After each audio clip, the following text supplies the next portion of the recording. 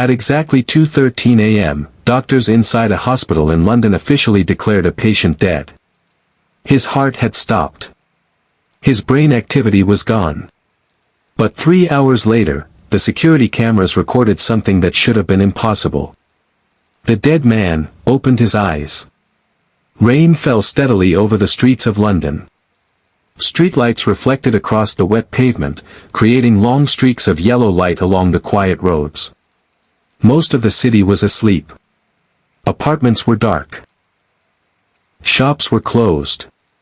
The underground trains had slowed to their final routes for the night. But inside St. Matthew Hospital, the night shift was in full motion. Hospitals never truly slept. Machines beeped softly in patient rooms. Nurses pushed medical carts down long hallways. Doctors walked between wards with tired expressions and half-finished cups of coffee. Dr. Emily Carter stood at the nurses' station reviewing a patient chart. She had been awake for nearly 18 hours. Just another long night. Then suddenly, the emergency doors burst open. 2 paramedics rushed inside pushing a stretcher. "Emergency trauma patient," one of them shouted. Emily immediately moved toward them. "What happened?" "Found unconscious outside the subway entrance," the paramedic replied. "Severe head trauma." Emily looked down at the man on the stretcher. He looked to be in his mid-30s. His skin was pale. His shirt was soaked with blood. "Pulse?" she asked. "Barely when we found him." "Breathing?" "Shallow." Emily's expression hardened. "Trauma room 3, she ordered. Within seconds the hospital team surrounded the patient. Starting CPR. Charging defibrillator. The machine whined loudly. Clear. Electric shock jolted through the man's body. But the monitor remained flat. Emily tried again. Clear. Another shock. Nothing. Minutes passed as doctors and nurses fought desperately to save him. But slowly the room grew quiet. Emily stared at the monitor. The line never moved. She looked at the wall clock. 2:13 a.m. She exhaled slowly. Time of death. 2:13 a.m. The room fell silent. Another patient lost. The body was covered with a white sheet and transported to the hospital morgue beneath the building. A security guard rolled the stretcher down a dim hallway into the cold storage room. Metal drawers lined the walls. The guard pulled open one labeled 317. The body slid inside. The drawer closed with a loud metallic sound. The lights shut off. Silence returned to the morgue. Hours passed. Then at 5:41 a.m., the security camera recorded something strange. The drawer slowly moved. Then, bang! The drawer burst open. The dead man sat up. His eyes opened slowly. But the man who woke up was no longer human.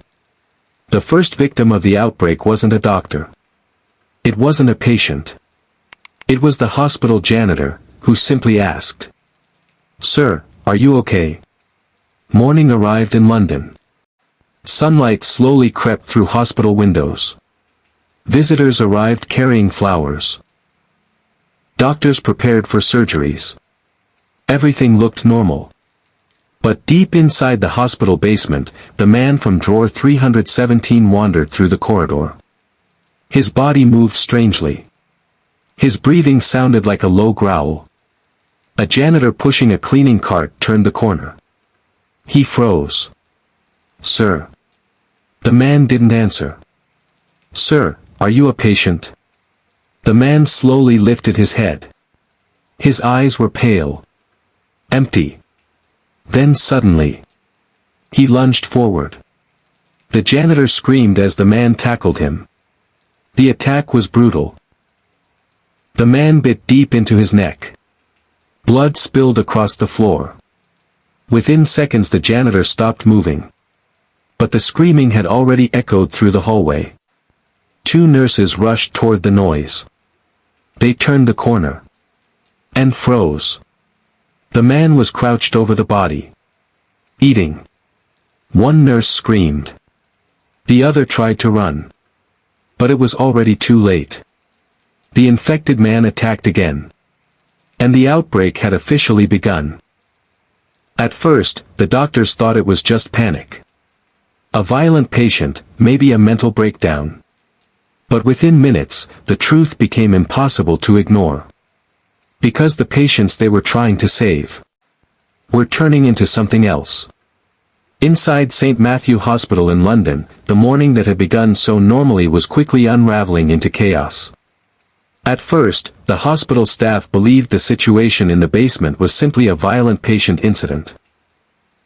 Hospitals dealt with aggressive patients sometimes. But what they were seeing now was different.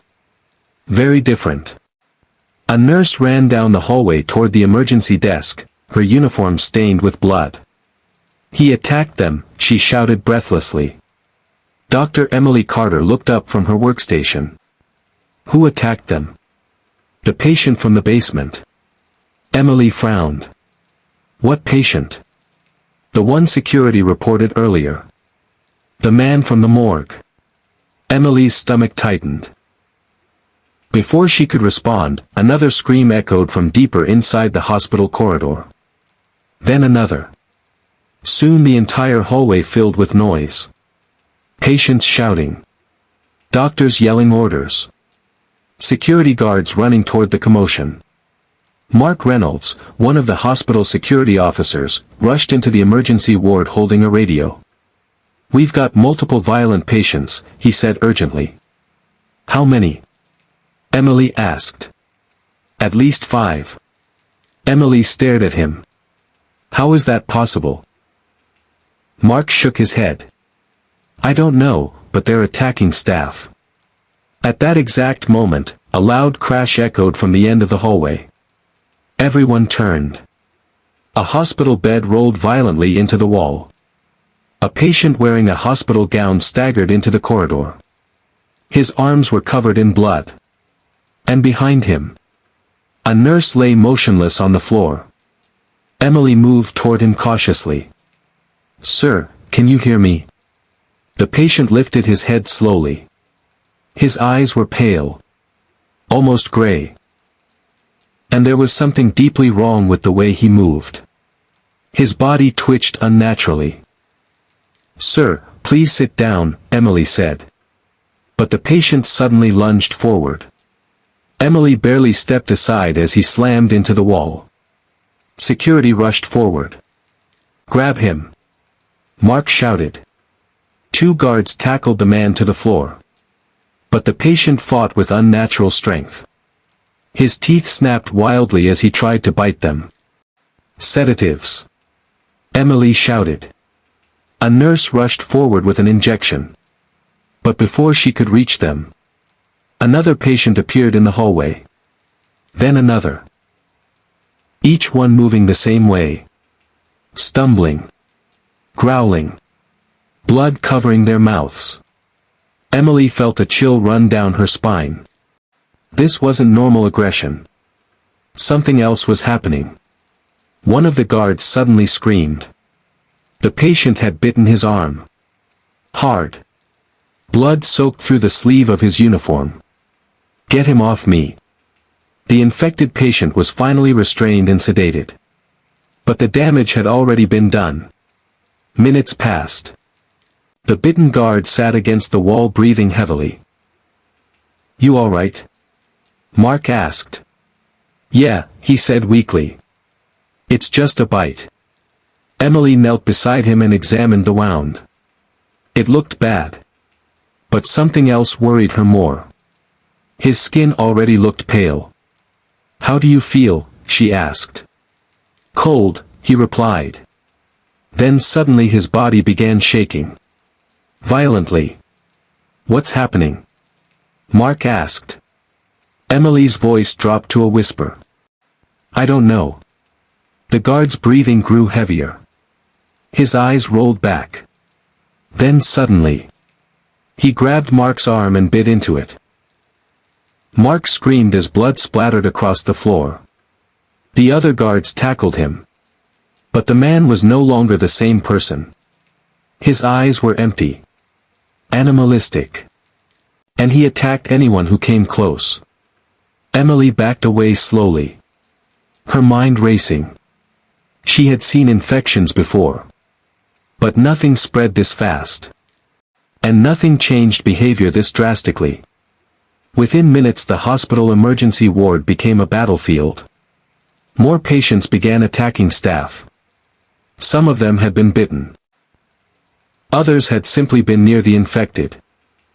Doctors tried to restrain them. But the situation spiraled out of control. A woman screamed as a patient lunged at her from a wheelchair. Another nurse ran through the hallway covered in blood. "Lock the doors," someone shouted. But it was already too late. The infection was spreading from room to room. From patient to patient. From doctor to nurse. Emily grabbed the arm of a passing nurse. "We need to isolate the infected immediately." But the nurse looked terrified. "There are too many." Across the hallway, Mark struggled with another infected guard. 3 of them pinned him to the ground. But the man kept thrashing wildly. Biting. Scratching. Growling. This wasn't a medical emergency anymore. It was something far worse. Emily ran toward a nearby supply room. "Everyone inside," she shouted. Several survivors followed her. Mark slammed the door shut behind them. Emily locked it. For a moment, the room fell silent. Only the distant sounds of screaming and crashing echoed through the hospital corridors. Inside the room were 5 people. Emily. Mark. 2 nurses. And an elderly patient shaking with fear. "What is happening out there?" the patient whispered. Emily looked at the floor. "I think it's some kind of infection." Mark shook his head. "Infection doesn't make people act like that." Emily slowly turned toward the small window in the door. Outside the hallway was filled with blood. Bodies lay scattered across the floor. Some of them still moving. "They're not just sick," she said quietly. "They're changing." A loud bang suddenly hit the door. Everyone jumped. Something slammed against it again. Then again. The infected had found them. And the outbreak inside the hospital was only just beginning. By noon, doctors inside the hospital in London stopped trying to treat patients. Because the patients were no longer sick. They were hunting. The banging on the supply room door grew louder. Inside the small room, Dr. Emily Carter and the others stood frozen. Each impact echoed through the narrow walls. Bang. Bang. Bang.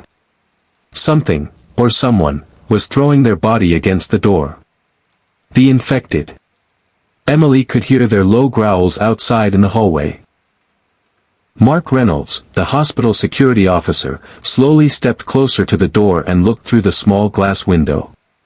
His face turned pale. "How many?" one of the nurses whispered. Mark swallowed. "Too many." Outside, several infected patients were stumbling through the corridor. Some of them still wore hospital gowns. Others were doctors and nurses who had already turned. Their movements were jerky. Unnatural. And every few seconds one of them slammed violently into the door. Bang. The elderly patient sitting in the corner began shaking. "They're going to get in," he whispered. Emily forced herself to stay calm. "We need another way out." She looked around the supply room. Shelves were stacked with medical equipment, boxes of gloves, syringes, and cleaning supplies. But there were no windows. Only one door. And the infected were already outside it. Suddenly, the banging stopped. For a moment the hallway became silent. Too silent. Mark kept watching through the glass. "What are they doing?" one of the nurses asked. Mark leaned closer. "They're leaving." Emily frowned. "That doesn't make sense." The infected slowly wandered down the hallway, disappearing around the corner. For the first time in several minutes, the corridor outside was empty. Mark turned back to the group. Maybe they heard something else. Emily slowly unlocked the door. "Stay behind me," she said. Mark held his baton tightly as the door opened. The hallway was a disaster. Blood smeared across the walls. Medical carts overturned. Broken glass everywhere. Bodies lay scattered across the floor. Some of them were doctors Emily recognized. Her chest tightened. "Dear God." One of the nurses covered her mouth. "We need to get out of this building," Mark said. Emily nodded. "The emergency exits." They moved carefully through the corridor. Every step echoed loudly in the empty hallway. The hospital that had once been filled with life now felt like a graveyard. But suddenly, a low growl echoed from somewhere nearby. Everyone froze. The sound came from one of the patient rooms. The door slowly creaked open. A nurse staggered into the hallway. Her uniform was torn and soaked in blood. Emily stepped forward cautiously. "Sarah." The nurse lifted her head. But the woman's eyes were pale. Empty. Then suddenly, she screamed and lunged forward. Mark reacted instantly. He shoved her back. But she kept attacking wildly. Emily backed away in shock. "That's Sarah." But Sarah was gone. The infected nurse snapped her teeth at Mark's face. He pushed her away and slammed the patient room door shut. "Move," he shouted. The group ran down the hallway. Behind them, the door burst open. Sarah followed. And she wasn't alone. More infected appeared from other rooms. Doctors. Patients. Visitors. The hospital corridors filled with them. Emily and the others ran toward the stairwell. Mark shoved the door open. Inside. They rushed down the stairs. But as they reached the next floor, they heard something worse. Screaming. Gunshots. Emily looked up at Mark. Gunshots? Mark's expression darkened. Police. They reached the lobby level. But the sight that greeted them was horrifying. Several police officers were fighting infected patients near the entrance. One officer fired his weapon. The gunshot echoed loudly through the building. But the infected kept coming. One of them tackled the officer to the ground. Emily turned away in horror. "Keep moving," Mark shouted. They ran toward the back exit corridor. But behind them the chaos in the lobby exploded. More infected poured into the room. Visitors screamed. Glass shattered. Within minutes the hospital had completely lost control. The outbreak had grown far too large. They finally reached the back exit door. Mark pushed it open. Fresh air rushed into the hallway. For the first time since the nightmare began, they were outside. But what they saw beyond the hospital parking lot made Emily's stomach drop. Police cars surrounded the building. Ambulances arrived every few minutes. But the situation was already spiraling out of control. Several infected had already escaped into the streets. People ran in every direction. Police tried to contain them. But it was impossible. The infection had already spread beyond the hospital walls. Emily looked back at the building. Smoke rose from one of the upper floors. Inside, hundreds of infected still wandered the halls. "What have we done?" one of the nurses whispered. Mark shook his head. "This isn't over." Across the street, another scream echoed. An infected patient attacked a civilian near the ambulance bay. More people began running. Panic spread quickly. Within minutes the situation outside the hospital turned into chaos. Emily realized something terrifying. The hospital had fallen. And now the outbreak was spreading into the city of London. Sirens wailed in the distance. Helicopters began circling overhead. But deep down, Emily already knew the truth. It was too late. The infection was no longer contained. And the nightmare that began inside one hospital was about to consume the entire city. At 3:45 p.m., every phone in London received the same emergency message. Unknown biological threat detected. Citizens are advised to remain indoors. But by the time the warning was sent, the outbreak had already escaped into the streets. The hospital parking lot had turned into chaos. Sirens screamed from every direction. Police cars blocked the entrance to the hospital, their flashing lights painting the pavement red and blue. Paramedics ran back and forth between ambulances. But the situation was rapidly getting worse. Dr. Emily Carter stood beside the back exit of the hospital, staring across the parking lot in disbelief. Just minutes earlier, she had escaped the building that had become the center of the outbreak. Now the nightmare was spreading beyond it. Across the lot, several police officers struggled to restrain a man who had just attacked an ambulance driver. The man's face was covered in blood. His movements were violent and unpredictable. Two officers forced him to the ground. "Hold him down," one shouted. But the man suddenly twisted his body and bit one of the officers on the arm. The officer screamed. Blood sprayed across his uniform. Emily felt her stomach tighten. "It's happening again," she whispered. Mark Reynolds stood beside her, gripping his security baton tightly. "They're spreading it." Another ambulance screeched to a halt near the entrance. Paramedics jumped out and opened the back doors. Inside was a woman screaming uncontrollably. "Please help him," she cried. Her husband lay on the stretcher beside her. He had been bitten.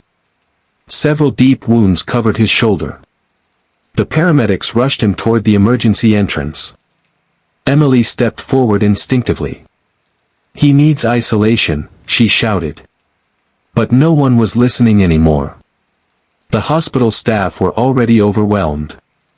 Inside the building, the infection continued to spread through the remaining survivors. Outside, the situation was beginning to spiral into panic.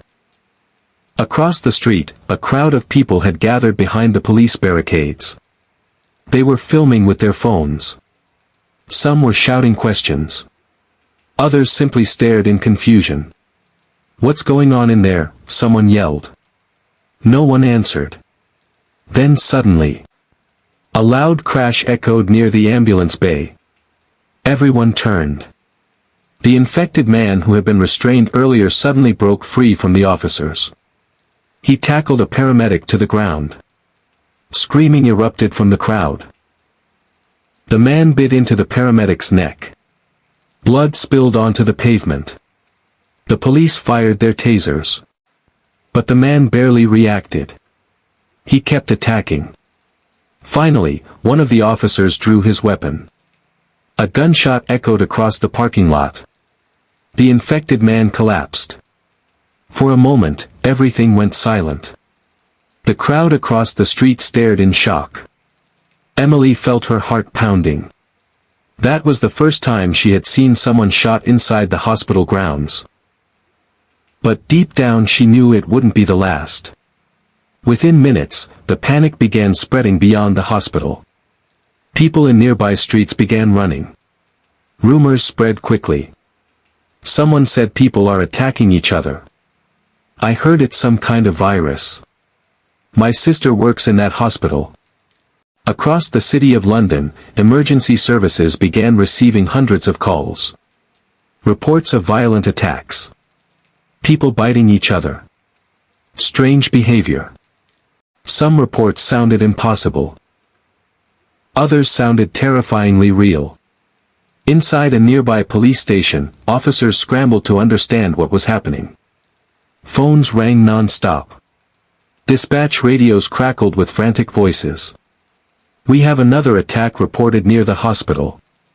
Multiple injured civilians. Possible riot situation. But it wasn't a riot. It was something far worse. Back at the hospital parking lot, Mark looked toward the main road. Look. Emily followed his gaze.